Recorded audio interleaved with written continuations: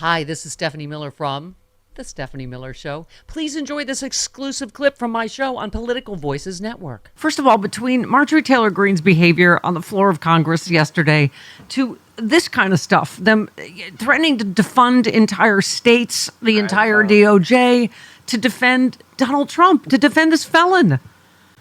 You know what I love about this little chapter? So honestly, the 30 years of my time with Congress, either staff or in office, very wonky. I was an appropriator. I worked for an appropriator. I was on the staff. I was an appropriator. And all of these crazy lunatics on the right never wanted to do anything with appropriations because it was using the power of the purse. And how dare we do that? We're too conservative. Now they all think they want to use it. Yeah. But Stephanie, the idiocy of these people who don't understand it, everything they've said in the past couple of days about this, let them keep spinning their wheels because none of it will happen. They are so bad at the process around all of this that they're just going to fall right on their face again one more time. Well, I think I was saying that I think I hit my limit last weekend when the Speaker of the House of Representatives said, I talked to some Supreme Court justices and they need to step in here and overturn this state conviction. And I have to quickly call a legal expert and go, is that legal? Can that happen? I mean, he's dirty. He's dirty. And yesterday, his two intel appointments, including Scott Perry, under investigation himself over January 6th. I think Mike Johnson was given grace because he accepted the reality of math when he became Speaker, right? And there was this notion that, he worked with Democrats to govern. He didn't really have a choice. Hakeem Jeffries is basically the Speaker of the House. He controls the coalition of numbers that actually govern in the House. But Speaker Johnson kept the government open, and that was a win. And he funded Ukraine, and that was a win. And we thought, he's learning in the job. No, he's not. He just accepted math. What we've seen this week is who Speaker Johnson really is. And it's a really bad Speaker of the House and a dangerous one if Republicans keep control. And ain't that amazing, David, how low the bar has gotten, that just keeping the government of the United States open we consider some huge win. Yeah. But listen, but that's all we want them to do right now. I mean, look, the reason Democrats bailed out Speaker Johnson is exactly that, because there's nothing else they can really do except just keep the government open. Let's get through November, see Democrats take control of the House, and we'll see a different Congress next January. Well, this is Speaker Johnson today, as you said. There is a very clear distinction between what we are doing and what they have done in weaponizing the judicial system. They're undermining the people's faith in our institutions, our system of justice itself. What we're doing, Neil, is the opposite. We are trying to adhere to the rule of law. We are trying to use the authority and the responsibility that we have in Congress to ensure that people can trust our justice system. It's absolutely essential to maintain a constitutional republic. And do you feel like you're being gaslighted every single day? I know. But for the ignorance of them, right? I mean, they're a bunch of lying fools. Are they trying to defund the Hunter Biden trial or the Bob Menendez trial or the Henry Cuellar investigation? No. They're going straight at Donald Trump, who was found guilty unanimously on 34 counts because he is guilty. Stephanie, Donald Trump is a criminal today, and Speaker Johnson and everybody else is trying to bail him out. I actually think politically, I hate to see this moment because it tells me there's a permanence to our divide, and I'm not sure there's a moment of reconciliation. If I thought there was going to be one in years past, I don't now.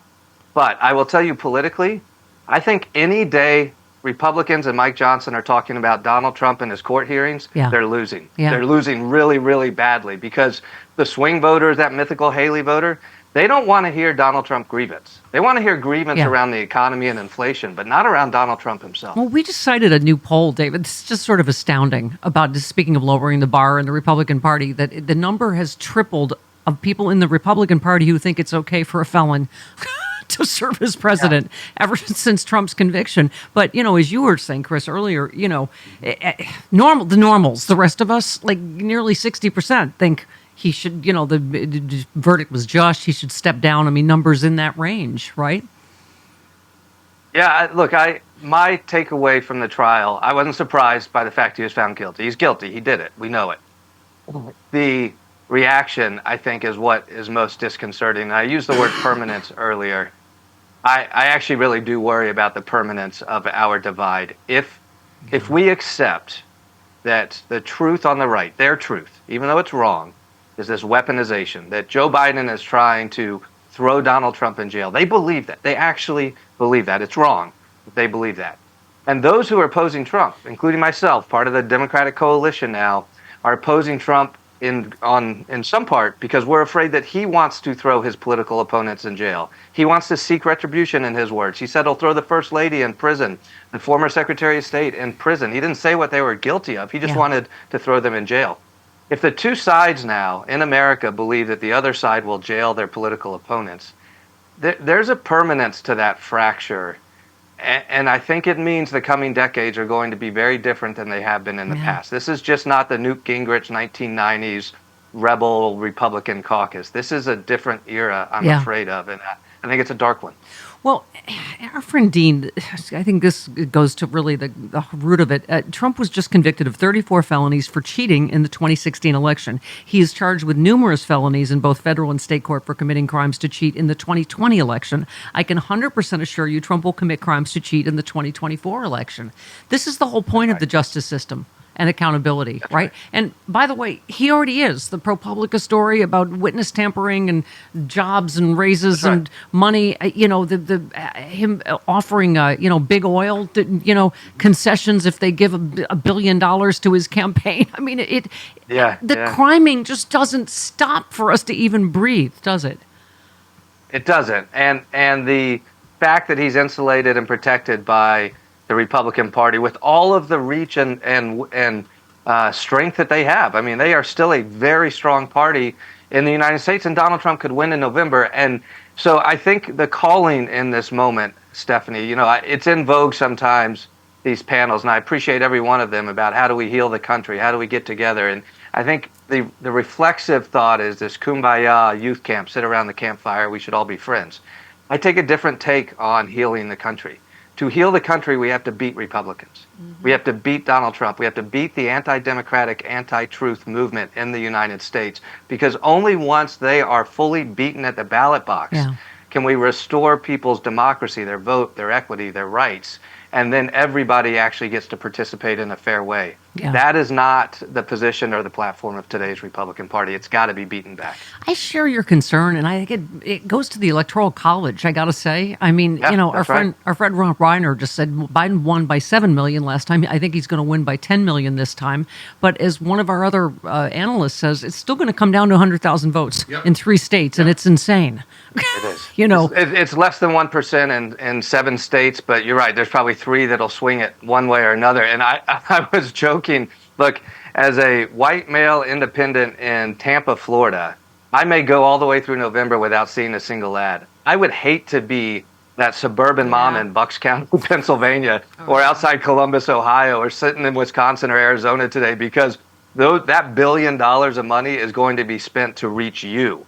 That voter in one of those 7 states that they believe is reachable for Joe Biden. Goes to your point about tribalism. With a convicted felon at the top of the ticket, it's still going to come down to 3. Okay. So, and Stephanie, I love the term felon, but I am on a mission.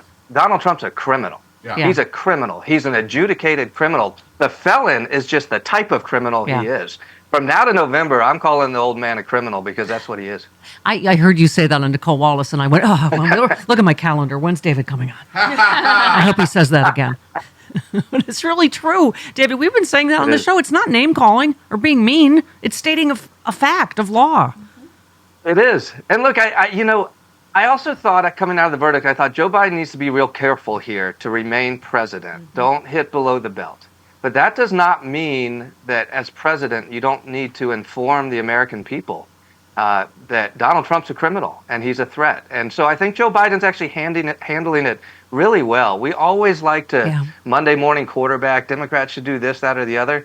I think there's a Herculean task in front of Joe Biden, and I actually think he and his team are doing really, really well right now, and they're due a lot of compliments. You just have to hope that enough people, despite them saying, Joe Biden's behind these prosecutions, to go, this is a state prosecution for crimes committed before Joe Biden even declared for president. How could he possibly? I mean, and as you brought up, Hunter, that he lets his own son, be prosecuted. Our friend Jeff tweeted, "Do I have this right? There should be no laws or restrictions on guns whatsoever, unless it's Hunter Biden, in which case he should be prosecuted to the fullest extent of the law for a minor infraction." Do you dip have any idea how totally crazy you sound. I mean, but they don't care. They're immune to charges of hypocrisy, right? It's true. I think lost in this moment is the fact that Joe Biden has refused to interfere in either Donald Trump's trial or his own son's. And the contrast between a Joe Biden administration taking a hands-off approach to both Republican and Democratic trials compared to what we know Donald Trump has tried to do and would do to try to undermine the process after January 6th or after the election, trying to remove his attorney general, put somebody in that would be his patsy, try to manipulate and steal votes in different states. Donald Trump has tried every step of the way to disrupt the justice system. Joe Biden in this moment, from Donald Trump, his political opponent, that he could try to put in jail, or his own son that he could try to keep out, Joe Biden's taking a hands-off approach, and he deserves credit for that. That's exactly how the system should work. Let's talk about my daddy issues before we go. Oh, boy. It's not only not my dad's party. It's not David Jolly's party anymore. I asked the question, I guess I'm being naive, but I just was playing this Marjorie Taylor Greene stuff from yesterday. And I just said, is this how most normal people want their congressperson to behave? Let's put politics aside. If you were in your doctor's office and you heard someone talking to the doctor like that, like, is that... I can't imagine. I get that there's a small segment that are like, yeah, she said it right to his face, like, but that really want people to be jerks like that. Is that? She's a whack job. Yeah, she's a whack job. And look, there's my experience in Congress. There's a bell curve for all the different qualities, from intellect to ethics to careers to finances. There's a natural assortment of Americans from across the country. And it was designed like that. The House is the only place that you must be voted in. There's no appointments. Your neighborhood has to elevate you. And I think it works well. It works very well that way. But the people we've seen elevated on the Republican side are not legislators. They're just grievance artists. And in many cases, incredibly ignorant. And that's Marjorie Taylor Greene. And ignorance is dangerous. Yeah. Fortunately, she's not the majority right now, but boy, she's pretty powerful in that caucus. She's a walking Yahoo comment section. Yes. Yes. Exactly. So, David, before you go, just give us some advice, because it goes to your point about, like, I was so glad, you're right, that they called him a convicted felon. Like, we've got to fight the way I think Republicans have always fought in some ways. But what do you do when we're winning on all the facts, whether it's crime, inflation, stock market, employment? I mean, I know one of our analysts says, run on Roe. We win when we run on Roe. I mean, what if you're advising the Biden campaign? Yeah. What do you advise them? Yeah, this is a very difficult task, because there are so many things, and Donald Trump changes the news cycle every day. But I think there are three elements to a message, and they're tethered perfectly together. The first is the Biden agenda, from protecting reproductive rights to investing in education and infrastructure, transportation, immigration, the actual policies. We've got to know what Joe Biden stands for, because the contrast with Trump is real. So the Biden agenda, and then the second element is Donald Trump's unfit. He's a criminal. And the third is the stakes. If we lose control of the country to Donald Trump and the anti-democratic coalition in November, that means a rollback of reproductive freedom, perhaps your right to contraception, your right to vote. All of a sudden, the voices of a political minority get quashed, and violence in the country becomes very real. Those three things, the Biden policy agenda, the unfitness of Donald Trump, and the stakes of our democracy should come out quickly within 30 seconds of every conversation you have, because we have to win in November. I don't know where you are right now. I missed the Monets, but let me just say you are the work of art. Thank you. So handsome. You're very kind. Stephanie, I did a Google search to find if I could find a throwback Goldwater Miller T-shirt. It couldn't be here for this morning. Maybe next time. Okay. I'll send you one of mine. All right. Love you, David Jolly. See you next time. See ya. Thank you. Bye. Hey all, Glenn Kirshner here. I hope you'll join me on my new audio podcast, Justice Matters.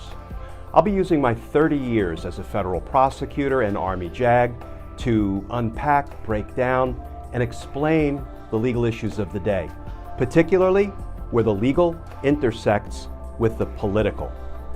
Please look for Justice Matters with Glenn Kirshner wherever you generally get your podcasts.